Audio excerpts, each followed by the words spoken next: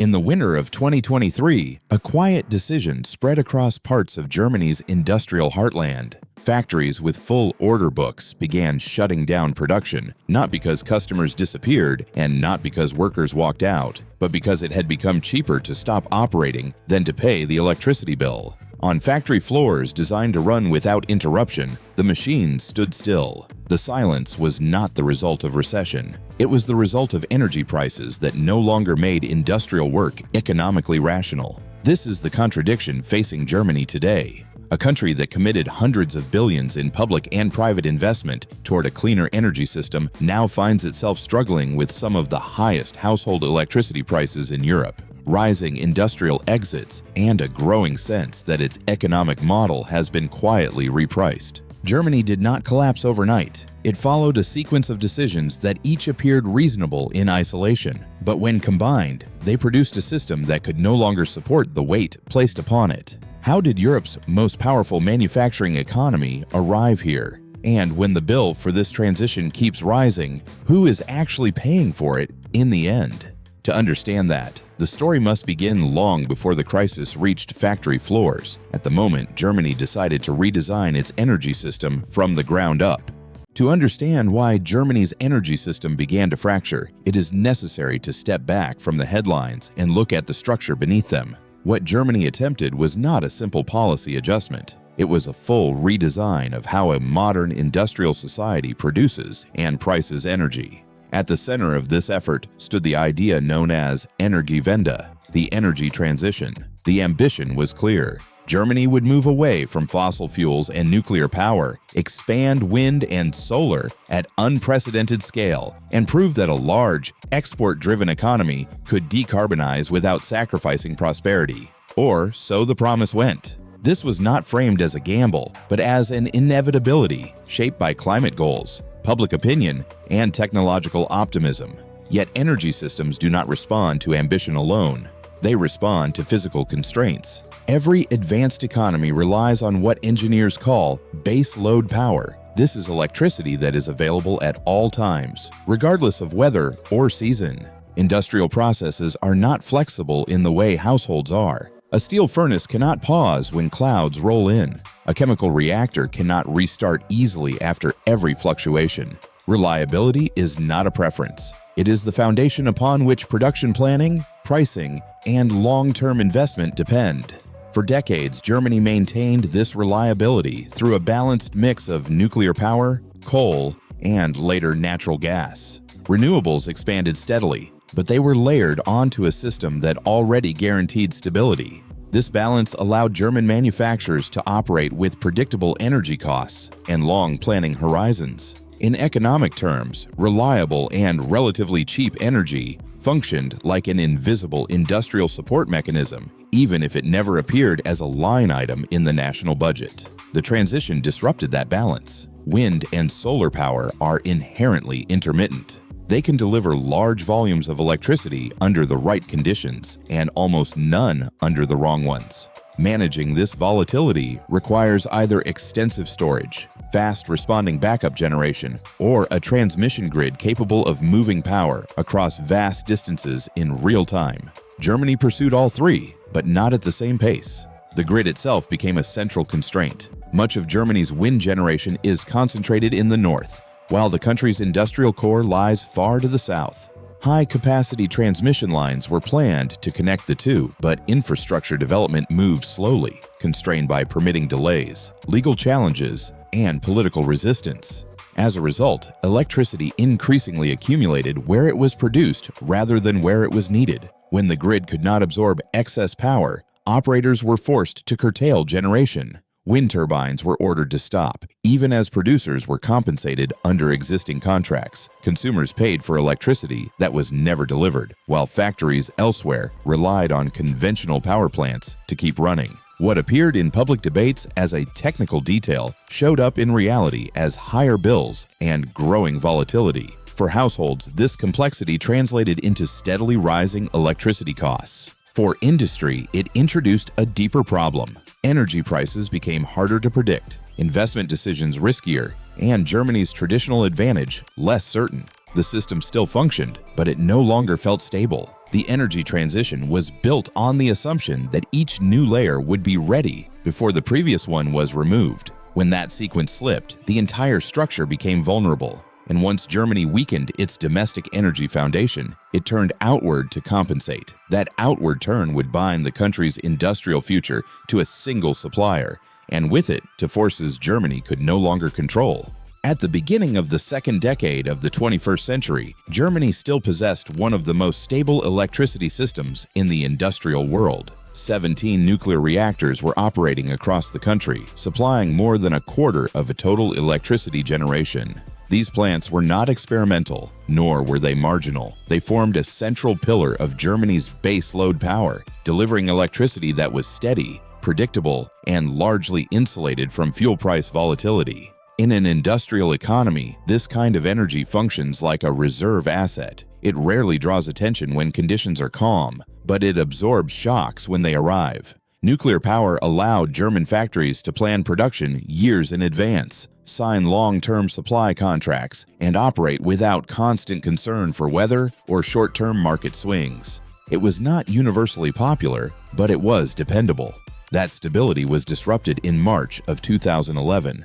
An earthquake and tsunami struck northeastern Japan, triggering the Fukushima nuclear disaster. The human and environmental consequences were serious and widely covered. In Germany, the images reignited long-standing fears about nuclear technology. Public concern escalated rapidly, driven less by technical assessment than by emotional response to a highly visible crisis. From a technical perspective, Germany faced no comparable seismic risk. Its reactors were built to different standards and operated under different conditions. A measured response would have focused on inspections, safety upgrades, and regulatory review. That path remained available. Politically, however, time was short. With public opinion shifting and electoral pressure mounting, the government moved quickly. A nuclear moratorium was announced. Several reactors were taken offline almost immediately, and a full phase-out was scheduled to follow within the following decade. What had previously been a gradual transition plan became an accelerated withdrawal. This decision did not remove a failing system. The reactors were functioning, supplying low-carbon electricity at scale. They were taken out of service because they no longer aligned with the political climate of the moment. The immediate effects were limited. Electricity continued to flow. Industry did not collapse. For a time, it appeared that Germany had executed a bold policy reversal without incurring visible costs. Yet beneath the surface, the structure of the energy system had changed fundamentally. By eliminating a large share of its stable electricity supply before replacement infrastructure was fully operational, Germany reduced its margin for error. The system could still perform under favorable conditions, when renewable output was strong and fuel prices remained low. When those conditions deteriorated, vulnerabilities emerged. The nuclear exit did not, by itself, cause the crisis that followed. Its significance lay in what it removed. It stripped the system of a buffer that might have absorbed later shocks. Once that buffer was gone, Germany had little choice but to rely more heavily on other sources that were faster to deploy and politically acceptable. That reliance soon hardened into a dependency, and the search for stability would lead Germany toward an energy relationship that appeared economical on the surface, but carried far greater risks beneath it. Once nuclear power was placed on an irreversible path toward closure, Germany faced a practical problem that could not be solved by ambition alone. An energy system with rising shares of wind and solar required a flexible source capable of stabilizing supply when weather conditions shifted. At the same time, Germany's industrial base depended on large volumes of continuous heat and power. Natural gas appeared to satisfy both needs. Gas-fired plants could respond quickly to changes in renewable output. Gas burned cleaner than coal and fit more easily within existing emissions targets. For policymakers, it had offered a bridge between a system that was being dismantled and a future that had not yet fully arrived. The vulnerability lay not in the choice of gas itself, but in the structure of its supply. Germany possessed limited domestic gas production and therefore relied heavily on imports. Over time, one supplier became dominant. Russia offered large volumes, long-term contracts, and prices that were consistently lower than many alternatives. Pipelines were expanded, and new projects were planned to deliver gas directly from Russian fields into the heart of German industry. By the early years of the 2020s, more than half of Germany's imported natural gas originated from Russia. As long as this arrangement functioned, it appeared rational. Gas flowed reliably. Energy prices remained comparatively moderate. German manufacturers built their cost structures around the assumption that this supply would remain available and affordable. Chemical plants, steel producers, and glass manufacturers all benefited from energy inputs that competitors elsewhere struggled to match. In economic terms, this relationship operated as a hidden support for industry. It did not appear as a fiscal subsidy, but it reduced production costs across entire value chains. The competitiveness of German exports rested not only on engineering skill and labor productivity, but also on energy prices shaped by geopolitical conditions. Concerns were raised by neighboring states to the east, many of which had experienced energy pressure in earlier decades. They warned that dependence on a single external supplier carried strategic risks. These warnings were acknowledged, but often dismissed as outdated or overly cautious. The prevailing belief in Berlin was that deep economic interdependence would discourage confrontation. Trade was expected to moderate politics. For years, that belief went untested. When geopolitical tensions escalated and conflict returned to Europe, the assumptions underpinning Germany's gas strategy began to unravel. Sanctions were imposed. Gas flows were reduced. Markets reacted with speed and intensity. Prices surged, not gradually but abruptly, exposing how dependent the system had become on a single source of supply. For German industry, this was not a temporary fluctuation. It was a shock that disrupted planning and erased margins. Energy bills rose sharply within months. Long-term contracts written under one pricing regime became unsustainable under another. Firms faced difficult choices between absorbing losses, passing costs to customers who could source elsewhere, or scaling back production. The government intervened with emergency measures, subsidies, and price relief to prevent immediate collapse. These actions stabilized the system in the short term, but could not restore the conditions that had existed before. The underlying dependency remained.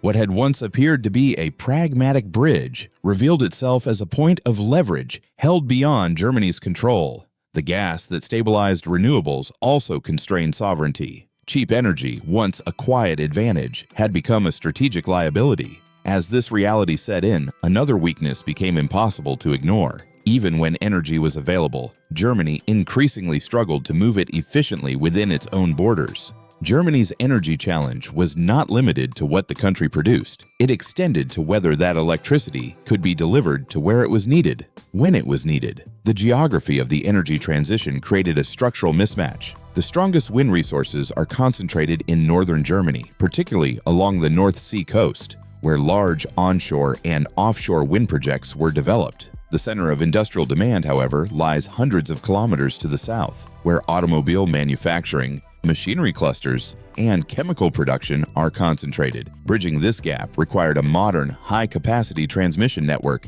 capable of moving large volumes of electricity across long distances. Major north-to-south transmission corridors were planned to perform this function. Timelines were announced, and political commitments were made. What followed was delay. Transmission projects encountered permitting hurdles, legal challenges, and sustained local opposition. In several cases, overhead lines were redesigned as underground cables to address public concerns, significantly increasing costs and extending construction schedules. While these debates played out, renewable generation capacity continued to expand faster than the grid designed to support it. This imbalance produced operational strain. On days of strong wind, turbines in the north generated more electricity than local grids could safely absorb. To prevent overloads and system instability, grid operators ordered renewable producers to curtail output. Wind farms were instructed to slow down or shut off, even as electricity demand remained high elsewhere. Under existing market rules, generators were compensated for this curtailed production. The system paid for electricity that was technically available but physically undeliverable. Meanwhile, power plants closer to demand centers, often fueled by coal or natural gas, were ramped up to meet industrial needs. The result was an outcome that defied intuition. Consumers paid once for renewable electricity that never reached them, and again for conventional electricity that kept factories running. What appeared in policy documents as a technical constraint emerged in daily life as rising bills and growing frustration. For industry, the grid bottleneck introduced a deeper form of uncertainty. Energy costs were no longer shaped solely by fuel prices or generation capacity. They were increasingly influenced by congestion, curtailment, and system inefficiencies that were difficult to predict or hedge against. Long-term investment decisions became more complex, and Germany's traditional advantage of infrastructure reliability began to erode. The grid did not fail. It continued to operate, but it operated under strain, absorbing inefficiencies that accumulated year after year. What had once been a transitional problem became a structural one. As these costs mounted, political pressure intensified, emissions reductions lagged behind expectations, coal use persisted longer than planned, public patience thinned. Policymakers concluded that adjustments at the level of power generation and transmission were insufficient. The next phase of the transition would move beyond grids and power plants and into private homes. By the middle of the decade, Germany's energy transition faced a growing credibility gap. Nuclear power was disappearing from the system. Coal use persisted longer than expected. Electricity prices remained elevated. Emissions targets, though written into law, were proving harder to meet in practice. Policymakers increasingly concluded that changes at the level of power generation alone would not be sufficient. Attention turned toward consumption. Residential heating represents a significant share of Germany's energy use, much of it still reliant on oil and natural gas. Reducing emissions in this sector became a priority. The proposed solution was the wider adoption of electric heat pumps, a technology that, under the right conditions, can deliver efficient and lower carbon heating. In modern, well-insulated buildings, heat pumps perform effectively. Germany's housing stock, however, reflects a different reality. Large portions were built decades earlier, often with thick masonry walls, radiator-based heating systems, and limited insulation by contemporary standards. Retrofitting such homes to accommodate heat pumps frequently requires extensive renovation, including insulation upgrades and heating system replacement. For many households, the financial burden of these changes appeared substantial. Government support was introduced through subsidies and phased regulatory requirements for new heating systems. In policy design, these measures included timelines, exemptions, and transitional arrangements. In public perception, however, the distinction was often lost. Media coverage and political debate created the impression of an abrupt shift that would eventually affect most households, even if the legal details were more nuanced. Concern spread that existing heating systems could become costly or restricted sooner than expected. In response, parts of the market saw increased demand for conventional gas boilers ahead of tighter standards. This reaction did not reflect a single nationwide mandate, but rather a behavioral response to uncertainty about future costs and rules. The political consequences were swift. Public confidence in energy policy weakened. Approval ratings for governing parties declined. Opposition movements framed the heating transition as evidence that climate policy was drifting away from economic reality. What began as a technical effort to reduce emissions expanded into a broader debate about affordability, fairness, and personal control. The underlying issue was not the technology itself. Heat pumps are not inherently flawed, and under appropriate conditions, they can reduce emissions and energy use. The challenge lay in sequencing and communication. Policy signals move faster than infrastructure upgrades and cost reductions. Households felt exposed to financial risk before they felt protected by the system. During this period, Germany's headline emissions figures began to improve. The reasons, however, were mixed. Part of the decline reflected structural changes in energy consumption, but part coincided with reduced output in energy-intensive industries. Lower emissions did not always indicate higher efficiency. In some cases, they reflected lower levels of activity. From a distance, progress appeared measurable. From within the economy, it felt fragile. By the end of this phase, Germany's energy transition had reached deep into factories, grids, and homes. The result was a system under strain, rising political tension, and a growing recognition that the social and economic costs of transition had been underestimated. To determine whether these outcomes were unavoidable or the result of specific choices, the analysis must move beyond Germany's borders and examine how other industrial economies confronted similar pressures. To understand whether Germany's experience was an unavoidable consequence of decarbonization or the result of specific policy choices, it must be placed alongside the paths taken by other industrial economies facing similar pressures. Climate commitments, aging infrastructure, and geopolitical shocks were shared challenges. What differed was how countries sequenced their transitions and protected economic stability while adapting. France offers a useful point of comparison. Long before climate policy dominated public debate, France had built its electricity system around nuclear power as a long-term foundation. This choice resulted in a grid characterized by high levels of low-carbon, reliable base-load electricity. As renewables expanded gradually, they were integrated into a system that already prioritized stability. When energy prices rose across Europe, France was not immune. Electricity costs increased, and maintenance issues within the nuclear fleet created temporary strain, yet the underlying structure of the system remained intact. Power supply was less exposed to fuel price volatility, and industrial users faced fewer disruptions linked to weather or grid congestion. The contrast did not suggest that France avoided difficulty, but that its system absorbed shocks differently.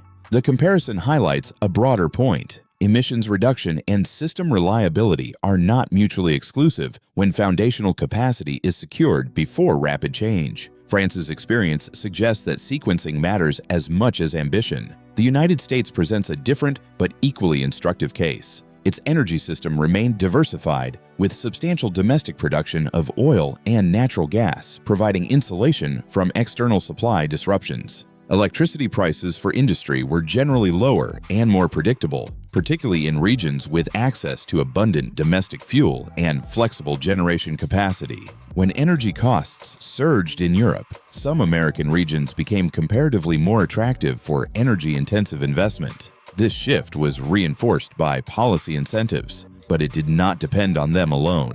Firms evaluating long-term capital commitments weighed energy price stability, regulatory clarity, and supply security alongside labor and market access. For German companies, these international differences translated into tangible decisions. Some energy-intensive firms announced capacity reductions within Germany while expanding or investing abroad. Others delayed domestic projects or redirected new investment toward regions offering lower cost structures and greater predictability. These moves varied by sector and scale, but they reflected a shared reassessment of risk.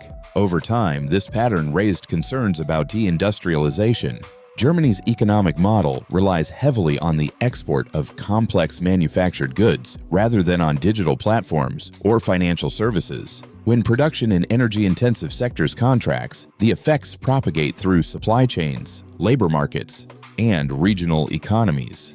The process is gradual rather than sudden, but it can be difficult to reverse. The social consequences emerged unevenly. Regions anchored by manufacturing experienced pressure on employment, municipal revenues, and public services. Disparities widened between areas that remained integrated into global growth and those increasingly exposed to structural decline.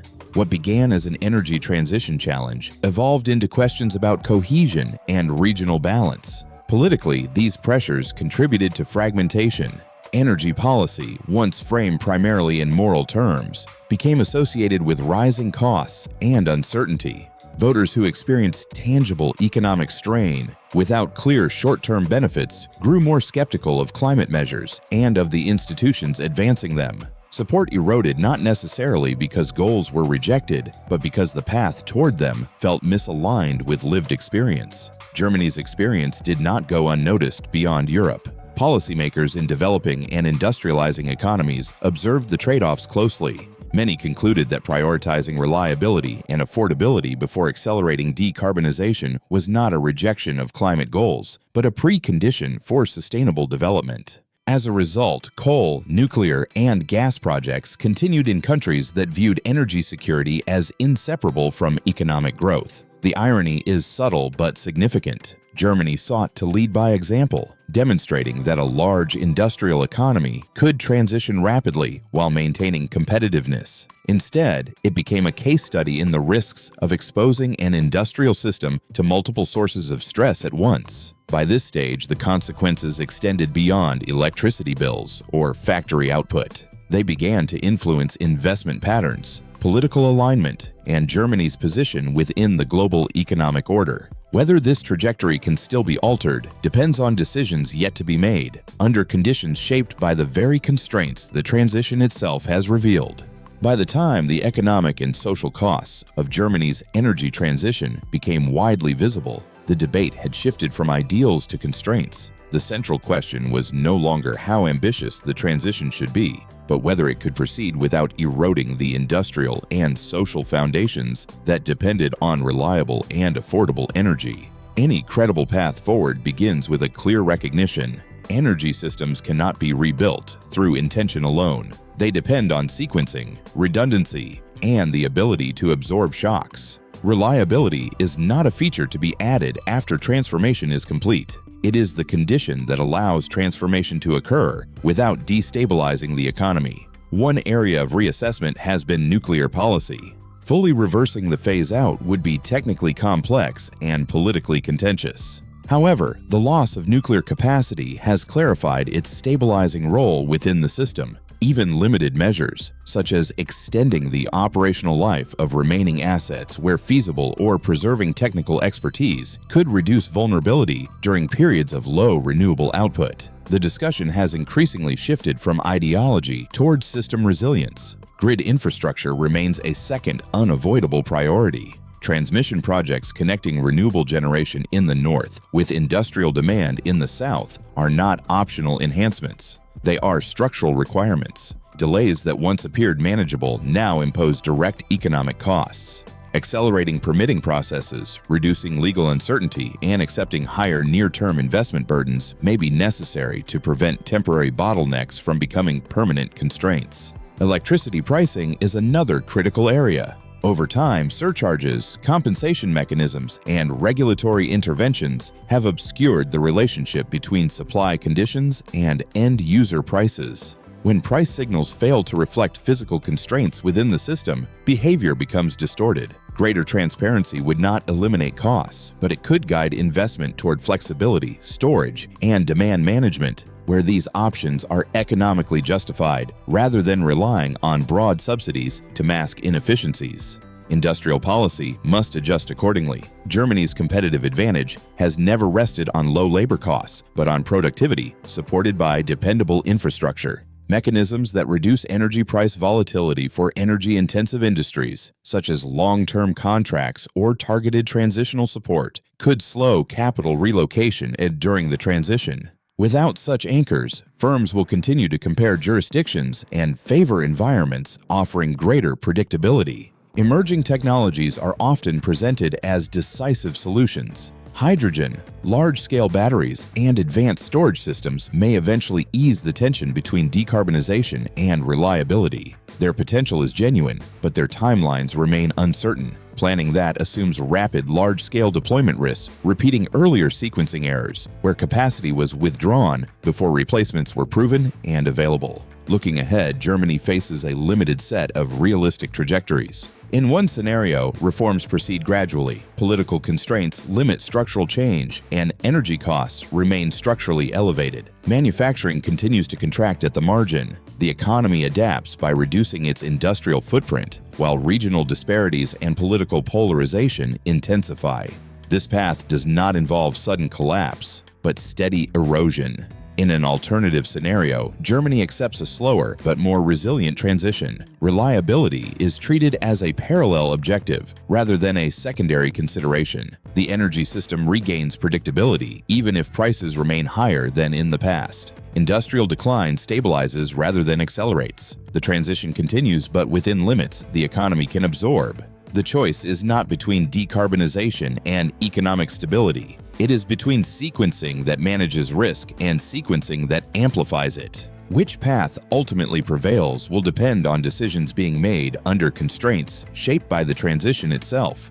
Germany's energy transition is often described as a clash between environmental ambition and political resistance. Look closer, and it reveals something more fundamental. It is a case study in how complex economic systems respond to incentives, sequencing, and pressure. Germany did not struggle because it pursued decarbonization. It struggled because elements of a functioning system were dismantled faster than they could be replaced. Reliable base load power was removed before alternatives were fully secured. External dependencies were embraced under the assumption that markets would soften geopolitics. Costs accumulated unevenly, and trust eroded as households and industry absorbed uncertainty without clear safeguards. None of these decisions appeared reckless in isolation. Each was shaped by public sentiment, short-term pressure, or long-term goals that were widely supported. The consequences emerged only when these choices interacted, reinforcing one another in ways that were difficult to predict and even harder to reverse.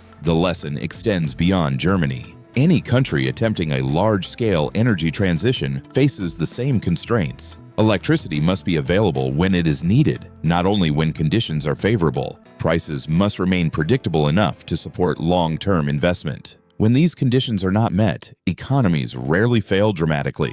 They adjust quietly through slower growth, delayed investment, and gradual loss of industrial capacity. Germany still retains formidable strengths. Its engineering base, skilled workforce, and institutional depth have not vanished. What remains uncertain is whether future policy choices will reflect the lessons of the past decade, or whether similar errors will reappear under new labels and timelines. This story is not an argument against climate action. It is an argument for realism. Transitions succeed not because they move fast, but because they remain stable while they move. If this analysis has been useful, consider sharing it with others who care about energy, industry, and economic resilience. And consider one final question. If your country were forced to choose between moving faster and building systems that can endure shocks, which would you choose? And what costs would you be willing to accept along the way? Thank you for watching.